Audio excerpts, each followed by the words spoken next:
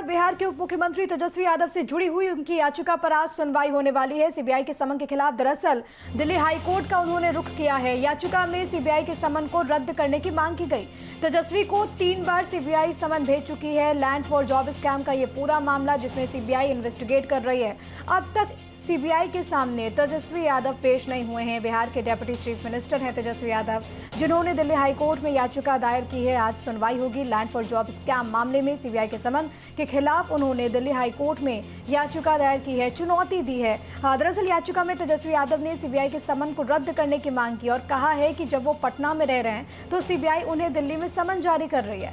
CrPC की धारा 160 के तहत नोटिस केवल स्थानीय अधिकार क्षेत्र में ही जारी किया जा सकता है। याचिका के मुताबिक सीबीआई तेजस्वी को दिल्ली में पेश होने के लिए नोटिस जारी कर कानून का उल्लंघन कर रही है। याचिका में सीबीआई से बिहार विधानसभा सत्र के खत्म होने तक का वक्त मांगा गया है। तेजस्वी ने कहा कि 3 बार वो सीबीआई से अनुरोध कर चुके हैं, लेकिन बावजूद उन्हें समन पर समन जारी किया जा रहा है और इसी को लेकर उन्होंने याचिका दायर की है। लेकिन सबसे अहम यह है कि तेजस्वी ने इस याचिका में सीआरपीसी की धारा 160 का जिक्र किया है, जिसके तहत नोटिस केवल स्थानीय अधिकार क्षेत्र में ही जारी किया जा सकता है। अब कोर्ट का रुख क्या होगा वो देखना अहम है। इस बीच आपको ये बताते चले कि लैंड फॉर जॉब स्कैम का ये पूरा मामला है और अधिक जानकारी के साथ मेरे सहयोगी आदित्य द्विवेदी इस वक्त लाइव मौजूद है। सीधे उन्हीं का रुख करते हैं। आदित्य, बहुत अहम दिन आज का तेजस्वी यादव के लिहाज से सीबीआई समन को लेकर उन्होंने दिल्ली हाईकोर्ट का रुख किया है। याचिका में जिन बातों का जिक्र है उसके हिसाब से क्या कुछ कोर्ट का रुख हो सकता है और ऐसे मामलों में अमूमन कोर्ट किस तरीके का फैसला सुनाता है? अब देखिए, इसमें तेजस्वी ने 2 तरह की राहत मांगी हुई है। एक तो उन्हें पटना में उनसे पूछताछ की जाए और पटना में ही सुनवाई हो। सीबीआई जो भी बात करना चाहती है तो वहीं पर स्थानीय लेवल पर करे। एक तो ये उनकी बात है। दूसरी, उन्होंने ये भी डिमांड की हुई है कि इस पूरे मसले पर उनको तब तक छूट दी जाए जब तक बिहार में विधानसभा चल रही है, तो उसमें वो सक्रिय हैं और वहाँ पर एक्टिव है, उनको वहाँ पर जरूरत है।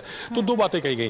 कोर्ट इस पूरे मसले पर ऐसा हो सकता है कि चूंकि वहाँ विधानसभा की कार्रवाई चल रही है तो उनको रिलैक्स थोड़ा सा दे सकती है, लेकिन उनको पटना में ही सुनवाई हो, इसको लेकर के उम्मीदें बहुत कम है। क्योंकि यहाँ के राउज एवेन्यू कोर्ट में लालू यादव, राबड़ी यादव, मीसा यादव सहित 14 आरोपियों को पेश किया गया था और 14 के 14 आरोपी वहां पे पेश हुए थे। कोर्ट का आदेश था।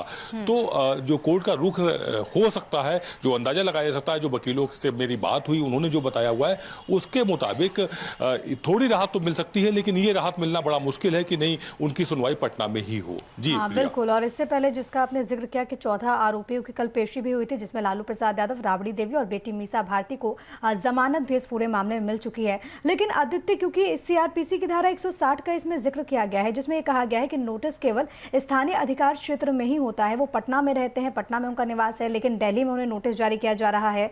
ये कितना एक ठोस पॉइंट हो सकता है ऐसे केसेस में जब कोई सेंट्रल एजेंसी ऐसे मामलों की इन्वेस्टिगेशन और जांच कर रही है? देखिए, इस मामले में बहुत साफ सी तस्वीर है। जितने भी 14 आरोपी, 16 में से 14 आरोपी जो कल राउज एवेन्यू कोर्ट में पेश हुए थे, उसमें से अधिकतर पटना, बिहार के अलग अलग हिस्सों में रहने वाले थे। इससे कोई बहुत बड़ा फर्क नहीं पड़ता है कि आप कहाँ के रहने वाले। बात यह है कि कहाँ पर सुनवाई हो रही है, कहाँ पर सारे मामले को सीबीआई ने पेश किया है, ये महत्वपूर्ण रखता है। तो ऐसे में जो उन्होंने जिस धारा का जिक्र करते हुए हवाला दिया हुआ है, उसके द्वारा उनको बहुत ज्यादा राहत मिल जाएगी, इसकी उम्मीदें काफी कम है। बिल्कुल, क्योंकि इस पूरे मामले में जो बाकी के आरोपी हैं वो भी यहाँ पर पहुंच रहे हैं।